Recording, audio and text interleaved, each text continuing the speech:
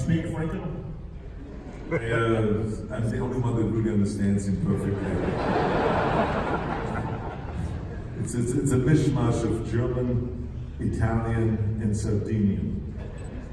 And every so often he throws in Franco. He's very daring because in the 70s people always said that Franco said, "Have you taken drugs?" He says, "No, but I experimented with English."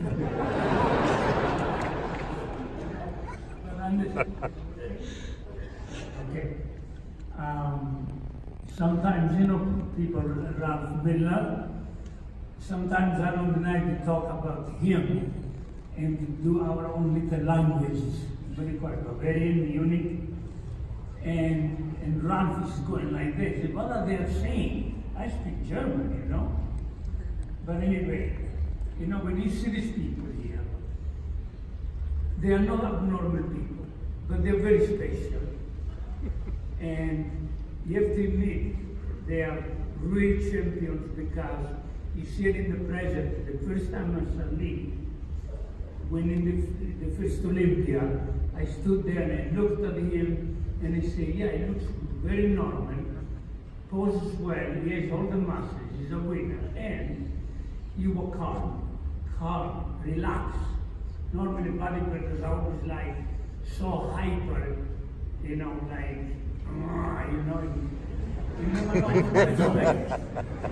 yeah. But one interesting thing that the first time I was really impressed was in 1969 when Joe Wheeler used to instigate Arnold in Madison Square Garden. This was happening. And say, Arnold, they got this big guy. Then who is that guy?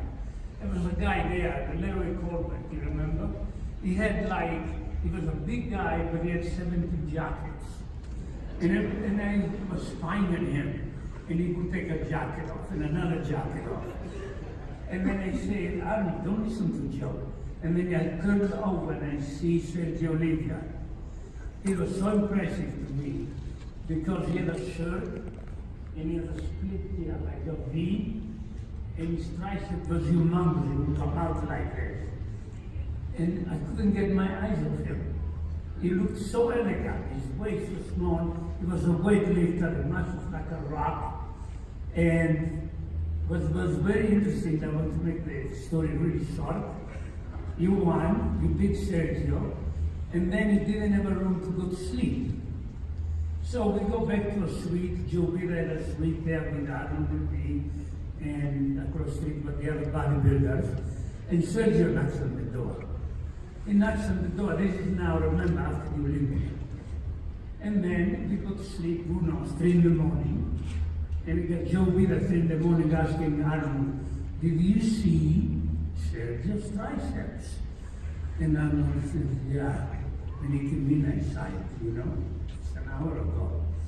Anyway, we all go to sleep. At 7 in the morning, Sergio was in one of the rooms at the end of the suite. And the door was a little bit open, and I heard the noise going like on a bed, going, like that, making this strange noise. I said, what's going on over there? We thought Sergio was with some girlfriend there. So I walk over really slow, opening the door, and it was doing triceps. He's straight on top of the bed, on a chair, doing these tricep extensions. And I go back to Joe and say, he's doing triceps. He says, why? And I said to Arnold, he's doing triceps, pumping up his triceps. And he says, why? Oh, he's going to come out now with his triceps pumped. And then Arnold couldn't understand, but the show was yesterday, I already won, right? And these are like so incredible events with these people, with these champions. They do one crazy thing after another. And in Gold's Gym, when the physical gym started in Venice, it was all that things like that, like in Los Angeles, in Santa Monica, we had a smorgasbord restaurant. And, I never do stuff. You go in there and he says, you can, says, smile up your plate. You can fill up all you want. And I'm going in a couple of times and out. Bodybuilders will go in and out.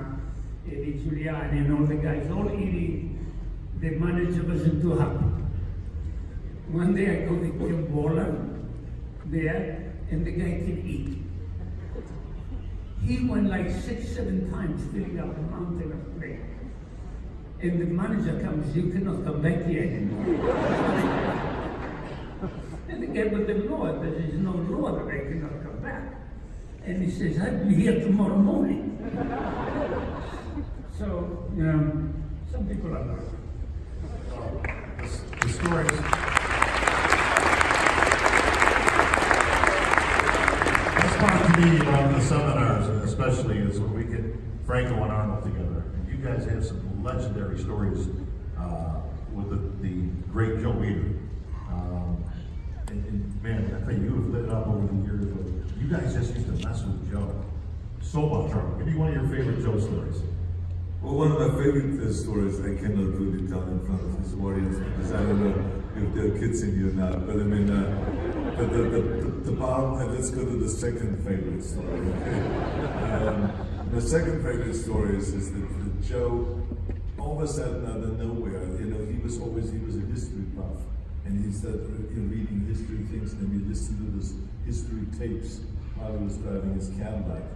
And somehow he got into this whole thing about that he had to grow a mustache because one of his idol leaders from the past had a wonderful mustache coming around here.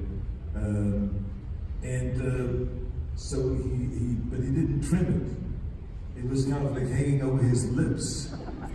And so he always was complaining, oh, God damn it, well, what's wrong with my mustache? Every time I eat my food, it gets stuck here.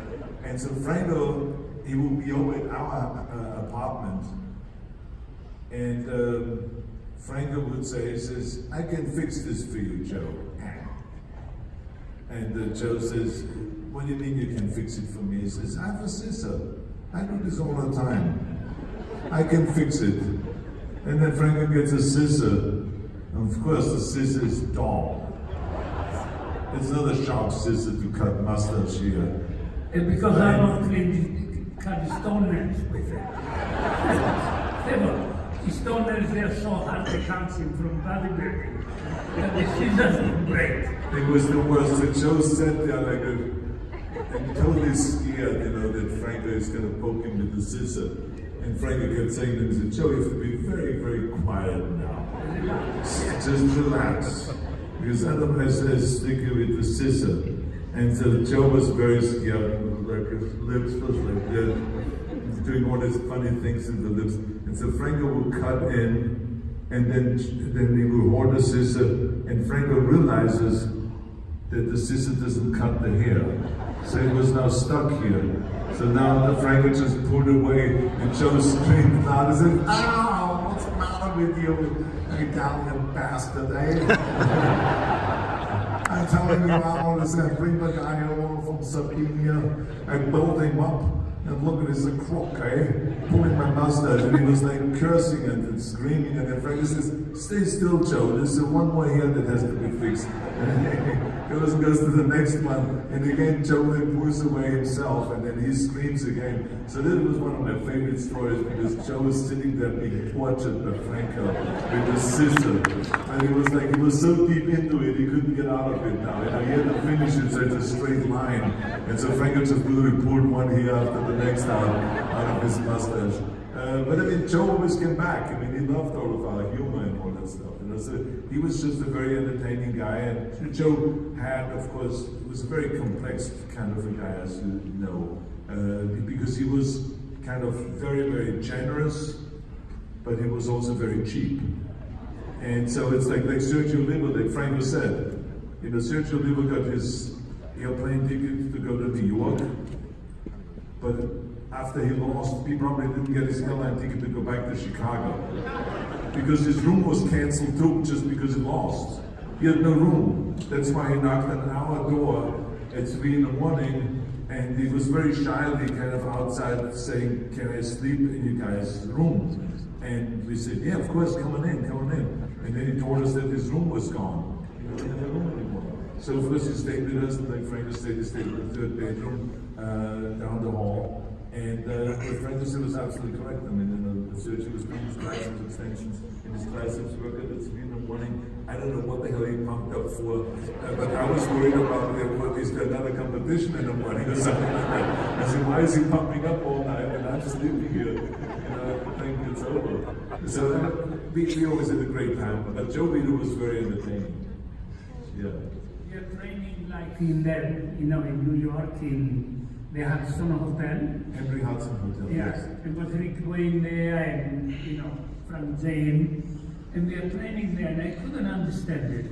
It's the first time I seen Joe Vito in the gym, and Arnold was really training with him here and there. We are training there, and we are doing curls on the incline bench, and we are all using 40s, maybe 40 pounds. I think 45, 40 doesn't matter.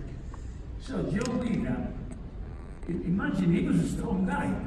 He took the maximum weight, like 45. We all did the curls, and then you go next, and you go next, and Joe Vito would run to the abdominal bar, and the sit-ups, and I would walk over and say, good. And then he was trying to impress us. I don't have time for you slow guys. You know, he was like that. He loved it to train same weights, the deadlift, you know, the incline press. And he did that. He was always impressive. I can do what they do. I can do more than you. I can tell you that if you, in the old days, if you're smart and you wanted to be in top shape at the Mr. Olympia or Mr. Universe, you always do a photo session with Joe Vito the day or two before. Because Joe had a way of inspiring you. It was unlike anything else. You'd be standing there and he says, okay, let's do an ab shot. And you'd be standing there and he says, come on now, cough. Okay, more. I need to see more coming out. Come on, cough, exhale, more. And he would just drive you until you flex so much. But for so many hours, because a photo session would last like 4 hours, you would be so exhausted after this photo session. And this is why I always say to bodybuilders, practice posing. Because to hold the pose, like for a photo session, it is the most difficult thing that you can imagine. Much more difficult than lifting any of the heavy of the weights. I would be standing there and do a double bicep back pose. And Joe says, I don't see the striation in the lower back. You got to cough. His belief was that if you cough and you flex the abdominal muscles, and that will flex the lower back. And so he would just say, cough, no, give me more flex, coming up, give me the calves are loosening up, the leg bicep, flex the leg bicep. And he would be hanging there and he would be shaking, but it was the best, because it didn't matter if you were shaking in front of Joe Vito or in front of the camera, but where you don't want it to shake is in front of the judges. That's where you don't want to shake, because as soon as you start going like this, shaking a little bit, it looks amateurish, and it looks like a Mr. Olympia should not be shaking, period. And someone that is competing in the Mr. Olympia is so high up in the level, should not be shaking. So that's why Frank and I, we always went to Joe and said, Joe, let's take some pictures before the Olympia. And we got together, and it was a grind. I mean, we would meet at 11 o'clock in the morning and at 3 in the afternoon. We were standing there flexing and sweating, and you really sweat out all this extra stuff. And so then the next day, you really felt like, wow, I'm so sharp now, I'm so together, and I have practiced my posing and holding the posing. Can you imagine you stand in a 3/4 back pose like this, which is so difficult to do, to suck in your stomach, to get the leg out, and to make the waist look small, and to twist, that he would say, twist more, come on up, the up arm, higher up, making sure to have it high up, now pull back the wrist, and off the stuff, and you'd be hanging there, and you're cramping up, and then you go, you loosen up again. But it's all the day before the competition. So when the competition comes around the next day, you feel so good about yourself, how much you flexed and how you have you posing together. So that was always the smartest thing you can do, is a photo session with Joe Vito for his magazine a day before the Olympia. and things came out at that point. Your weak points came out too. Like for example, we took pictures. I thought I looked like a monster. You know, that Della and Jim Caruso and all these photographers. And then suddenly pictures show up in Joe Bida's building in the office. We go there a few days later. And they would take my pictures, they would look at it, 8 by 10s, and would throw in my bed and say, okay, looks good. His legs, look at his legs. Why doesn't he flex his legs? Why doesn't he get definition on his leg? Why doesn't he get his legs cut up? And when I went to the Olympia, all I could think of that, and look next to me, Tom Platz, thinking of Joe Bida telling him how bad my legs are. And I'm looking at Tom Platz, and he said, I need to correct this. And when I had my knee injury, for example, the leg was also behind it. And I had to stand there and find a way to get my good leg in front, look at Tom Platz, I hope he's not right. Then don't even see Joe Bida down there, but thinking of him. You say, oh, how he put the leg. It's really an experience. Arnold, with the Strong, I can't help but think as Franco is here with us. The Strongman is such an integral part of the Arnold weekend. And he recreated your co-man Wheel of Pain, which I thought was the coolest thing I've ever seen in this world. And then we almost took out the front 3 rows at Boulder last night. For those that were here, they had a little problem with one of the guys dropping a 400-pound rock and it rolled off the stage down into the front, which also I thought was pretty cool. But how cool is it that Franco, your good buddy, actually competed in the world's strongest man? I mean, look at the difference. Thor Bjornsson, who won, was 7 feet tall and 400 and something pounds. Franco was competing with the world's strongest men back in the day. Well, you know, to me, I think it was a natural for Franco to compete in the competition because Franco is you know, subhuman. He's not normal. Because I mean, when I met him, I remember in 1965 at in Stuttgart in Germany at the Mr. Europe competition, Best Built Men of Europe competition. They also had the European Championship in powerlifting, and there were 2 categories: heavyweight and lightweight. And Franco won the lightweight division hands down. And I watched him powerlift and did the squats. He was this little guy. He was skinny at that time. He was not that huge or muscular or anything. When you look at the old photographs, you can't even believe it. And so Franco will be competing there, and he would just outlift everybody. And so then, when I decided that I'm going to move after my military service to Munich in 1966, a year later, I said to Franco right then and there at the competition, when we met in 1965, I said, we should train together. Because I always admired strength, and I always wanted to be one of those bodybuilders that also can win a powerlifting competition. And so when I went to Munich, we trained together. And I started winning powerlifting competitions in Germany and in Austria. And it was really amazing. And then I taught Franco bodybuilding. Because Franco always said to me, he says, I would like to be Mr. Universe. And I said to him, I want to be one of the strong guys. He said, so can you work with me with my deadlift and all the bench press and squats and all those things. And so we trained together, we were training partners. That's how we became training partners. And that's why when I then moved to America, the one that I missed the most was Franco. I mean, I said, listen, I can't train here the right way. I got to get him over. So I had to convince Joe Bida that yes, he is a short guy. Yes, he is not as imposing of a figure, but he will, you know, bring over a lot of substance. So why don't you bring him over from Germany? And Franco was living in Germany, in Munich, and so 9 months later, Franco arrived over here. We convinced Joe. You know, he was confused with the names. He called him Francesco Franco, and then he got, you know, all kinds of different names. He forgot always Franco's name. And they showed him his photographs. But then when Franco came over, he was very happy, Joe, that he brought Franco over. So for Franco, then when he was over here in America, and he started competing in bodybuilding,